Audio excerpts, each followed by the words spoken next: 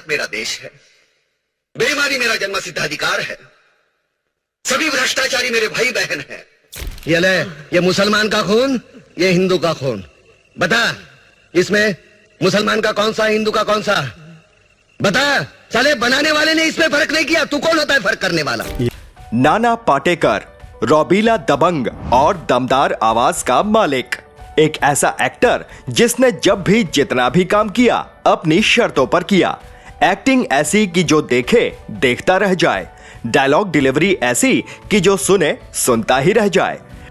आ गए मेरी मौत का तमाशा देखने, अब मुझे लटका देंगे, जुबान ऐसी बाहर आएगी, आंखें बाहर आएगी। नाना पाटेकर ने बचपन में ही गरीबी का भयावह मंजर देखा। 13 साल की उम्र में रोज 16 किलोमीटर पैदल चलते, कभी रोटी का इंतजाम हो जाता तो कभी खाली पेट सोना पड़ता। मजबूरियां कितनी भी रही हो, लेकिन अपनी शर्तों से समझौता कभी नहीं किया। सोचिए, जिस फिल्म मेकर ने संघर्ष के दिनों में उन्हें फिल्म ऑफर की थी, उसे ही सबके सामने गरिया दिया था। गुस्सा तो उनकी नाक पर रखा रहता है। एक बार तो झगड़े में एक फिल्म मेकर ने उनका कुर्ता तक फाड़ दिया था। नाना पाटेकर के अंदर देश सेवा का ऐसा जज्बा है कि कारगिल युद्ध के दौरान जिद करके सेना से जुड़ गए थे। आज के इस वीडियो में हम नाना पाटेकर की लाइफ और करियर से जुड़ी तमाम सुनी अनसुनी बातें आपको बताएंगे, तो बने रहिए हमारे साथ इस वीडियो के आखिर तक। ये देना, मैं तेरे वास्ते नाची रे, देना। मैं भी नाचा, मेरे को दो। नाना पाटेकर का जन्म 1 जनवरी 1951 को बॉम्बे के एक छोटे से गांव मुरुड जंजीरा में हुआ था। उनके पिता गजानंद पाटेकर एक बिजनेसमैन तो मां निर्मला पाटेकर हाउसवाइफ थी। कम ही लोग जानते होंगे कि नाना पाटेकर का असली नाम नाना पाटेकर नहीं बल्कि विश्वनाथ पाटेकर है। हम आपको बताते हैं कि वो विश्वनाथ से नाना कैसे बने। असल में जब वो छोटे थे तब उनकी मां निर्मला की एक सहेली हुआ करती थी। वो उन्हें प्यार से नाना कहकर बुलाया करती थी। बस यही नाम सबकी जुबान पर चढ़ गया और वो नाना कहलाने लगे। बचपन में नाना पाटेकर बहुत शरारती हुआ करते थे। अपनी शरारतों से उन्होंने स्कूल के सारे टीचरों की नाक में दम कर रखा था। सारे टीचर उन्हें अपने पास ही बिठाते थे ताकि उन्हें मारने के लिए बार बार उठाना ना पड़े। उनसे तंग आकर उनकी मां ने 6ठी कक्षा के बाद ही उन्हें अपनी बहन के पास भेज दिया। उन्हें लगा कि बाहर रहकर शायद वो सुधर जाएं, लेकिन हुआ ठीक उल्टा। कुछ ही दिनों में उनकी मौसी ने उन्हें वापस भेज दिया। उन्हें लगा कि नाना की देखा देखी कहीं उनके बच्चे भी ना बिगड़ जाएं। नाना पाटेकर के पिता का पेंटिंग का छोटा मोटा बिजनेस था, लेकिन उसमें भी किसी ने उनके पिता को धोखा दे दिया, जिसके चलते वो बिजनेस भी चौपट हो गया। उस वक्त नाना महज 13 साल के थे। घर की माली हालत बेहद खराब हो चुकी थी। आखिरकार घर चलाने के लिए नाना को काम की तलाश में खुद बाहर निकलना पड़ा। नाना पाटेकर को कभी कुछ आसानी से हासिल नहीं हुआ। पसीना बहाना पड़ा, चप्पलें घिसनी पड़ी। जानकर हैरानी होगी कि महज 13 साल की उम्र में वो रोज 16 किलोमीटर पैदल चला करते थे। दिन में वो स्कूल में पढ़ते और इसके बाद वो कभी जेब्रा क्रॉसिंग तो कभी फिल्मों के पोस्टर्स पेंट किया करते थे। पेंटिंग के काम के लिए उन्हें जहां जाना होता था उनके घर से 8 किलोमीटर दूर था। ये दूरी भी उन्हें पैदल ही पूरी करनी होती थी, क्योंकि ना तो उनके पास कोई और चारा था और ना ही पैसे।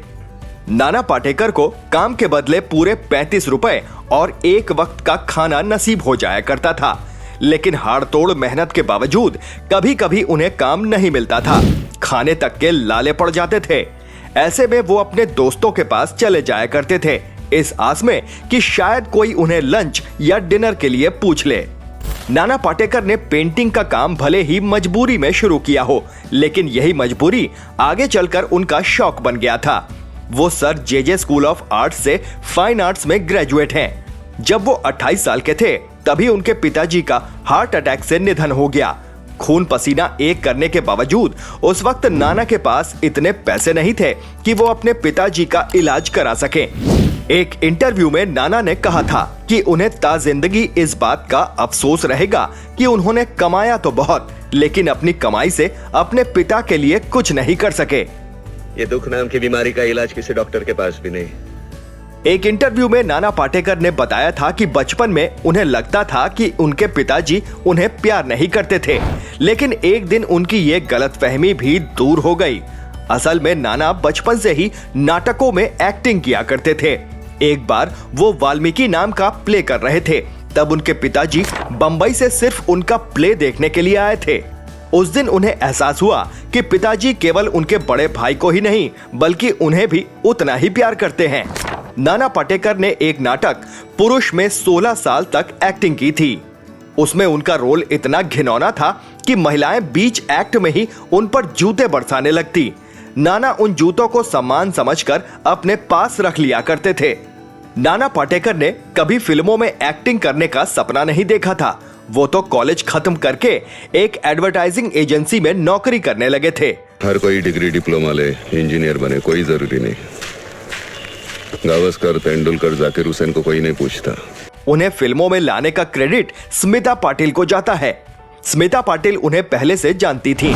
नाना ने अपने करियर की शुरुआत स्मिता पाटिल के साथ साल 1978 में रिलीज हुई फिल्म गमन से की थी। स्मिता उनकी एक्टिंग टैलेंट से खूब प्रभावित थी। वो चाहती थी कि नाना को और काम मिले, लेकिन नाना भी अपनी शर्तों पर काम करने वाले एक्टर हैं। जो किया बिंदास किया। एक बार स्मिता ने उन्हें फिल्म मेकर रवि चोपड़ा के पास भेजा। वो उन दिनों फिल्म आज की आवाज बनाने जा रहे थे। स्मिता के कहने से फिल्म में रोल मिल भी गया, लेकिन जब नाना को उनका रोल पता चला तो वो भड़क गए। असल में उन्हें एक रेपिस्ट का रोल थमा दिया गया था। पहले तो उन्होंने चोपड़ा साहब को समझाने की कोशिश की कि वो किस लेवल के एक्टर हैं, लेकिन जब बात नहीं बनी तो उन्होंने आव देखा न ताव और वहीं सबके सामने उन्हें गरिया दिया। वो बाहर निकल ही रहे थे कि स्मिता पाटिल अंदर दाखिल हुई। उन्होंने नाना को समझाया। उनके दखल के बाद नाना को दूसरा रोल दिया गया। बकौल नाना वो रोल भी बहुत बड़ा तो नहीं, लेकिन बेहतर जरूर था। इस रोल के बाद लोग उन्हें थोड़ा बहुत पहचानने लगे। बॉलीवुड में उनकी पहचान एक गुस्सैल एक्टर की रही है। हालांकि उनके गुस्से ने उनका बहुत नुकसान भी किया है। उनके गुस्से की वजह से ही तमाम फिल्म मेकर्स उनके साथ काम करने से कतराते हैं। पहले फिल्म अ वेडनेसडे के लिए नाना पाटेकर का ही नाम सजेस्ट किया गया था, लेकिन डायरेक्टर नीरज पांडे ने साफ साफ कहा था कि नाना बात बात पर गाली देते हैं, ऐसे में वो उनके साथ काम नहीं कर सकते। आखिरकार फिल्म में उनकी जगह नसीरुद्दीन शाह को कास्ट कर लिया गया। विधु विनोद चोपड़ा के साथ तो मामला इस कदर बिगड़ गया था कि नाना का कुर्ता तक फट गया था। बात साल 1989 की है। विधु विनोद चोपड़ा फिल्म परिंदा की शूटिंग कर रहे थे। एक रियलिटी शो के दौरान खुद विधु ने इस वाकये का खुलासा किया था। विधु ने बताया कि नाना सेट पर लगातार गालियां दिया करते थे। उस दिन भी वो एक सीन के दौरान गालियां दिए जा रहे थे। इसके बाद वो बिना शूटिंग किए ही घर जाने लगे। विधु को नाना का यूं बिना वजह गालियां दिया जाना बेहद अजीब लग रहा था, लेकिन जब वो बिना शूटिंग किए ही वापस जाने लगे तो विधु के सब्र का बांध टूट गया। उन्होंने नाना से कहा कि पहले पैसे दो फिर वापस जाओ। इतना कहते हुए उन्होंने नाना का कुर्ता फाड़ दिया। नाना पाटेकर फिल्म राजू बन गया जेंटलमैन, तिरंगा, क्रांतिवीर जैसी फिल्मों से इंडस्ट्री में अपनी अलग पहचान बना चुके थे। वो बचपन से ही आर्मी में काम करना चाहते थे। अपनी इसी चाहत को पूरा करने के लिए उन्होंने साल 1991 में फिल्म प्रहार बनाई थी। कम ही लोग जानते होंगे कि इस फिल्म के राइटर डायरेक्टर भी खुद नाना पाटेकर ही थे। नाना पाटेकर अपने रोल को लेकर खासा होमवर्क किया करते थे। फिल्म प्रहार के लिए उन्होंने 3 साल तक आर्मी ट्रेनिंग प्रोग्राम किया था। इसी दौरान उन्हें कैप्टन की मानद उपाधि से सम्मानित किया गया था। हालांकि देश सेवा का उनका असली जुनून कारगिल युद्ध के समय दिखा, जब वो दुश्मनों से लोहा लेने के लिए जबरदस्ती सीमा पर पहुंच गए थे। जब कारगिल वॉर चल ही रहा था, तब नाना ने सेना के एक अधिकारी से आर्मी ज्वाइन करने की इच्छा जताई, लेकिन सेना अधिकारी ने इसे सिरे से नकार दिया। नाना ने तब भी हार नहीं मानी। उन्होंने सीधे तत्कालीन डिफेंस मिनिस्टर जॉर्ज फर्नांडिस को फोन मिला दिया। इस बार नाना ने अपना आर्मी वाला बैकग्राउंड भी बताया। पहले तो जॉर्ज फर्नांडिस ने भी मना कर दिया, लेकिन नाना की जिद के आगे उन्हें परमिशन देनी पड़ी। नाना 2 महीने तक सेना के साथ जुड़े रहे। मैं समझता हूँ आर्मी ट्रेनिंग हर एक के लिए कंपलसरी होनी चाहिए। कम से कम जिंदगी का 1 साल देश के लिए देना चाहिए, देना होगा।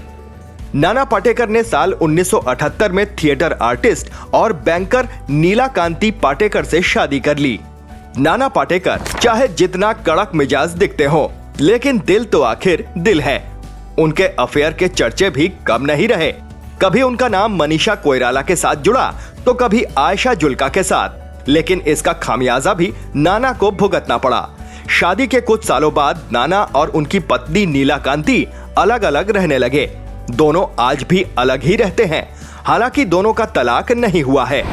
आज के इस वीडियो में हमने आपको उनकी फिल्मी लाइफ से हटकर जानकारी देने की कोशिश की है। नाना पाटेकर का कौन सा रोल आपको सबसे ज्यादा पसंद है, कमेंट बॉक्स में जरूर बताएं।